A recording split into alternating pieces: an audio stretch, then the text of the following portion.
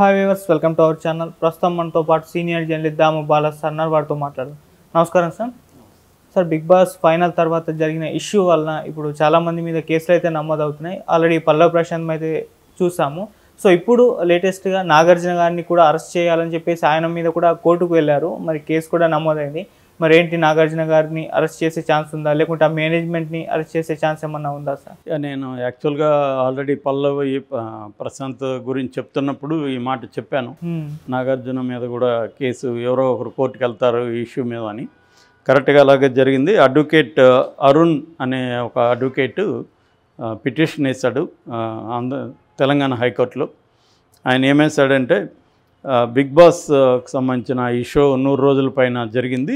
ఈ షోలో 100 రోజుల పైన వీళ్ళని అనధికారికంగా బంధించారు, వీళ్ళ హక్కుల్ని కాలరాశారు ఈ కంటెస్టెంట్లను.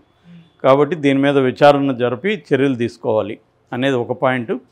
రెండో పాయింట్, కావాలనే ఇది కుట్రపూరితంగా ప్రభుత్వ ఆస్తుల్ని ధ్వంసం చేయడం, పోలీస్ ఆఫీసర్ల వెహికల్ మీద దాడులు చేయడం, అట్లాగా కంటెస్టెంట్లు పాల్గొన్న అమర్దీప్ లాంటి వాళ్ళ మీద వాళ్ళ వెహికల్స్ని ధ్వంసం చేయడం, ఇదంతా కూడా ఒక కుట్రపూరితంగా జరిగింది. అంటే బిగ్ బాస్ వాళ్ళే ఇదంతా ప్లాన్ చేసి పబ్లిసిటీ కోసం చేశారు.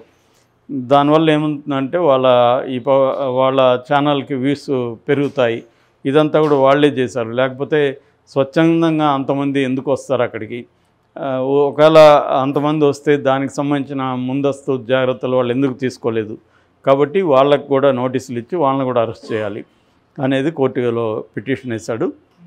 అదే కాకుండా నేను మహిళా కమిషన్ కూడా కంప్లైంట్ చేస్తాను. ఎందుకంటే మహిళలకు కూడా అక్కడ అవమానకరంగా ట్రీట్మెంట్ జరిగింది అనేది ఆయన ఇప్పుడు కోర్టులో కేసు వేశారు. సో కోర్టు దీని విచారణకు స్వీకరించినట్టుగా తెలుస్తుంది. మరి దీని మీద ఎప్పుడు విచారణ జరుగుతుంది ఏంటనేది మనం చూడాలి. బట్ బిగ్ బాస్ మీద ఇది మొదటిసారి కేసు కాదు. ఆల్రెడీ సిపిఐ నారాయణ ఎప్పటి నుంచో గొడవ చేస్తున్నాడు. అసలు ఇది మొత్తమే ఒక బూతు అనేది ఆయన చెప్తున్నాడు, బూత్ షో అనేది ఆయన చెప్తున్నాడు. ఎందుకంటే వీళ్ళని అబ్బాయిలను అమ్మాయిలను ఒక చోట పెట్టి ఇట్లా కావాలని వాళ్ళ మధ్య ఒక ఇది తయారు చేయించడం, ఇదంతా ఒక కంప్లీట్గా అశ్లీలం ఇది షో, దీన్ని బ్యాన్ చేయాలి అనేది ఆయన ఎప్పటి నుంచో వ్యాసాలు రాశాడు, మాట్లాడుతున్నాడు. కోర్టులో ఆంధ్రప్రదేశ్ హైకోర్టులో కూడా కేసు వేశారు. దానికి సంబంధించి నోటీసులు జారీ చేశారు నాగార్జునకు, తర్వాత బిగ్ బాస్ యాజమాన్యానికి. సో వీళ్ళు దానికి సమాధానం ఇచ్చారు, కొన్ని చర్యలు తీసుకోమని చెప్పారు, దానికి సంబంధించి మేము మారుస్తామని చెప్పారు. కొన్ని మార్పులు కూడా చేశారు. ఉల్టా పుల్టా అనే స్కీమ్ కూడా దాంట్లో భాగమే. అంటే కొన్ని రకాల మార్పులు చేసి వాళ్ళకి ఏదైతే అశ్లీలమైన ఎలిమెంట్స్ అంటున్నారో దాన్ని తగ్గించడానికి ట్రై చేశారు. సో ఈ క్రమంలో ఇప్పుడు ఇది మాత్రం నేను మార్నింగే చెప్పినట్టుగా ఖచ్చితంగా వీళ్ళ మీద కూడా కేసులు నమోదయ్యే అవకాశం ఉంది. మేబీ ఇది పోలీసులే కూడా చేయించుండొచ్చు. ఎందుకంటే వాళ్ళు కోపంగా ఉన్నారు దీని పట్ల. వాళ్ళ ఏసీపీ వెహికల్ ధ్వంసం చేయడం ఒకటి, రెండో సజ్జనార్ కూడా కోపంగా ఉన్నాడు.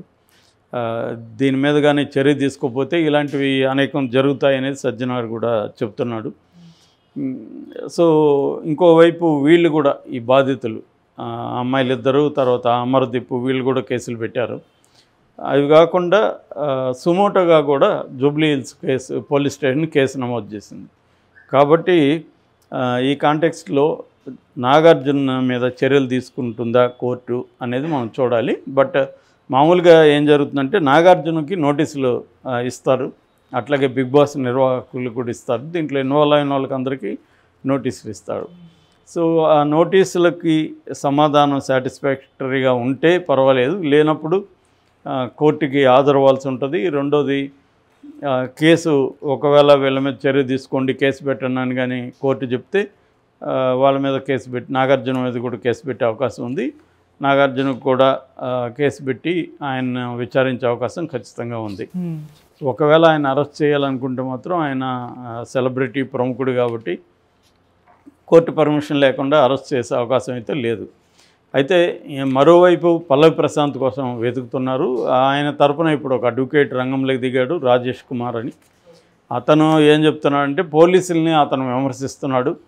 వీళ్ళు కావాలని రహస్యంగా ఎఫ్ఐఆర్ పెట్టారు, ఆ ఎఫ్ఐఆర్ కాపీని పబ్లిక్ డొమైన్లో పెట్టాలి, అట్లాగే మాకు ఇవ్వాలి, మాకు ఇస్తే మేము దాని మీద కోర్టుకి బెయిల్కి వెళ్తాం, ఇవ్వకుండా వాళ్ళు కావాలనే వేధిస్తున్నారు, ఎఫ్ఐఆర్ని మాకు ఎందుకు ఇవ్వట్లేదు అనేది అడుగుతున్నాడు. అతను అడగడంలో న్యాయం ఉంది. ఎందుకంటే ఎవరి మీదన్నా కేసు పెట్టినప్పుడు ఖచ్చితంగా ఎఫ్ఐఆర్ కాపీ పబ్లిక్ డొమైన్లో ఉంటుంది, ప్లస్ కన్సర్న్ పార్టీకి ఇవ్వాలి, వాళ్ళ అడ్వకేట్స్కి ఖచ్చితంగా ఇవ్వాలి. ఇస్తే వీళ్ళు దాని మీద ముందస్తు బెయిల్కి, యాంటిసిపేటరీ బెయిల్కి కూడా అప్లై చేసుకునే అవకాశం ఉంది. మామూలుగా దట్ ఈజ్ ఫండమెంటల్ రైట్. అది మరి ఎందుకు ఇవ్వలేదు జూబ్లీహిల్స్ పోలీస్ స్టేషన్ వాళ్ళని చెప్పాలి. వాళ్ళైతే దీనికి ఇంకా సమాధానం చెప్పలేదు. సో అందుకనే మా వాడు అబ్స్కాండ్లో ఉన్నాడనేది కూడా ఆయన చెప్తున్నాడు. సో మేబీ పల్లవి ప్రశాంత్ ప్లాన్ ఏంటంటే ఈ ఎఫ్ఐఆర్ కాపీ తీసుకొని ఆ ఎఫ్ఐఆర్ కాపీలో ఏమేమి ఉంది, ఏమేమి ఛార్జెస్ పెట్టారు అవన్నీ చూసుకొని దాన్ని బేస్ చేసుకొని ఇది బెయిలబుల్ సెక్షన్సా కాదా, దీనికి కోర్టుకు పోతే ముందస్తు బెయిల్ వస్తుందా రాదో చూసుకొని ముందస్తు బెయిల్కి అయితే వెళ్ళే అవకాశం ఉంది. ఎందుకంటే ఆల్రెడీ ఇద్దరు డ్రైవర్లను అరెస్ట్ చేశారు, అక్యూజన్ నెంబర్ 4 వాళ్ళు. వాళ్ళ తమ్ముడు మనోహర్ అని, అతను అక్యూజన్ నెంబర్ 2, వినయ్ అని వాళ్ళ ఫ్రెండు, అతను అక్యూజన్ నెంబర్ 3. వీళ్ళందరినీ కూడా అరెస్ట్ చేశారు ఎక్సెప్ట్ పల్లవి ప్రశాంత్ అని చెప్తున్నారు. సో పల్లవి ప్రశాంత్ని కూడా అరెస్ట్ అయితే ఖచ్చితంగా చేయాలని 3 టీములు పెట్టాము, వెతుకుతున్నాము, స్విచ్ ఆఫ్ వస్తుంది ఫోను, సో మేము ట్రేస్ చేస్తున్నాం అనేది చెప్తున్నారు. అతను వాళ్ళ సొంతూరు దగ్గర కొల్లాపూర్ అనే దగ్గర ఉన్నాడు అనేది కూడా ఒక ఇన్ఫర్మేషన్ వచ్చింది. అక్కడికి కూడా ఒక టీంను పంపించామని పోలీసులు చెప్తున్నారు. సో ఏదేమైనా నాకు తెలిసి వాళ్ళ అడ్వకేట్ రాజేష్ ఆల్రెడీ ఆ పనిలో ఉన్నాడు కాబట్టి ఆయన యాంటిసిపేటరీ బెయిల్ వేసే అవకాశం ఉంది. అట్లాగే నాగార్జున కూడా ఒకవేళ అరెస్ట్ చేస్తారని కానీ అనుకుంటే ఖచ్చితంగా నాగార్జున కూడా ఎఫ్ఐఆర్ తీసుకొని కేసు కానీ పెట్టుంటే, ఇప్పటివరకు పెట్టలేదు ఎందుకంటే కోర్టు ఇంకా ఆదేశాలు జారీ చేయలేదు. కోర్టు ఆదేశాలు జారీ చేసినాక కేసు పెడతారా, లేకపోతే కోర్టుకు సంబంధం లేకుండా నాగార్జున మీద కూడా కేసు పెడతారా? ఎందుకంటే పల్లవి ప్రశాంత్ ఇచ్చిన వాంగ్మూలాన్ని బేస్ చేసుకొని Nagarjuna and Bigg Boss team ఎవరైతే ఉన్నారో వాళ్ళ మీద కూడా కేసు పెట్టే అవకాశాలు కూడా ఉన్నాయి పోలీసులకి. ఎందుకంటే వాళ్ళని కూడా బాధ్యుల్ని చేయాలనే ఒక ఆర్గ్యుమెంటు ఇంటర్నెట్లో కూడా విపరీతంగా పెరుగుతుంది. పల్లవి ప్రశాంత్ను ఒకనే మీరు ఎందుకు టార్గెట్ చేస్తున్నారు, బిగ్ బాస్ టీం కదా మీరు చేయాల్సింది, ఎందుకంటే వాళ్ళ బాధ్యత కదా అక్కడ సెక్యూరిటీ. సో కంటెస్టెంట్ల ఇంటికి పోయే వరకు బాధ్యత ఎవరిది? బిగ్ బాస్ టీంది. వాళ్ళు చేయలేదు, అది వాళ్ళ ఫెయిల్యూరు. దానికి పల్లవి ప్రశాంత్ని ఎందుకు బలి చేస్తున్నారు? అతను మామూలుగా ఫ్యాన్స్ డిమాండ్ చేస్తుంటే ఫ్యాన్స్ కోసం కనబడిపోదామని వచ్చాడు, సో అతను తప్పేముంది అన్న ఒక ఆర్గ్యుమెంట్ కూడా బిల్డప్ అవుతుంది. సో మరి ఇది అయినప్పుడు నాగార్జున మీద వీళ్ళ అక్కడ నిర్వాహకుల మీద కూడా కేసు పెట్టే అవకాశం ఉంది, లేదా కోర్టు కూడా డైరెక్ట్ చేసే అవకాశం ఉంది. ఎందుకంటే ఇప్పుడు అడ్వకేట్ చెప్పాడు, రెండోది మహిళా కమిషన్ కూడా వెళ్తున్నారు. మహిళా కమిషన్ కూడా డీజీపీకి లెటర్ పెట్టి దీని మీద ఒక నివేదిక అడిగే అవకాశం ఉంది. మామూలుగా మహిళా కమిషన్ జనరల్గా చేసే పని అది. వాళ్ళకి ఎవరైనా కంప్లైంట్ ఇచ్చినప్పుడు దాని ప్రైమా ఫేసి ఎవిడెన్స్ చూస్తారు, చూసినాక దీంట్లో ముందుకెళ్ళచ్చు అని కానీ వాళ్ళు నమ్మితే డీజీపీకి వాళ్ళు ఆదేశాలు ఇస్తారు, దీనికి సంబంధించి సమగ్ర నివేదిక మాకు సబ్మిట్ చేయండి అని. ఇంకొక యాంగిల్ ఏంటంటే కలెక్టర్ని కూడా కలవాలని అనుకుంటున్నట్టుగా కూడా చెప్తున్నారు. ఎందుకంటే ఆమె కూడా ఉమెన్ రైట్స్ కోసం ఆమె ఎప్పటి నుంచో పనిచేస్తున్నది, కలెక్టర్ తమిళిసై గారు. సో అందుకని ఆమె దగ్గరికి కూడా ఈ విషయాన్ని తీసుకెళ్లాలనేది ఉంది. ఏదేమైనా అదేదో చిలికి గాలివాన అయిందంటారు కదా, అలాగా ఏదో సరదాగా ఫ్యాన్ ఫాలోయింగ్ ఉండాలి మనకు అనుకొని వీళ్ళు ఫ్యాన్స్ని రెచ్చగొట్టారు బిగినింగ్లో. అది ఒక్కసారిగా పెద్దదైపోయి ఇప్పుడు వాళ్ళకే ఇబ్బంది అయింది. ఇంకొక వైపు ఇవన్నీ జరుగుతుంటే పల్లవి ప్రశాంత్ ఇచ్చిన గిఫ్ట్ని కూడా తీసుకుంటారా వెనక్కి అనేది కూడా 35 లక్షలు ఇచ్చారు.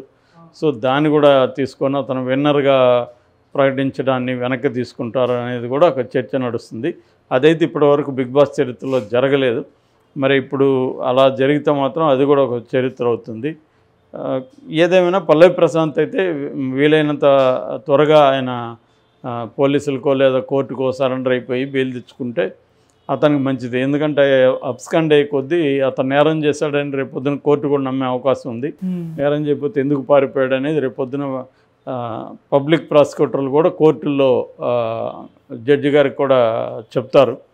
కాబట్టి ఇప్పుడు నువ్వు నేరం చేయలేదు అనుకున్నప్పుడు నువ్వు వచ్చి సరెండర్ అయిపోయి బెయిల్ తీసుకుంటే మంచిది. ఏదేమైనా నాగార్జున మీద ఏ స్థాయిలో చర్యలు ఉంటాయనేది మనం చూడాలి. Okay, thank you.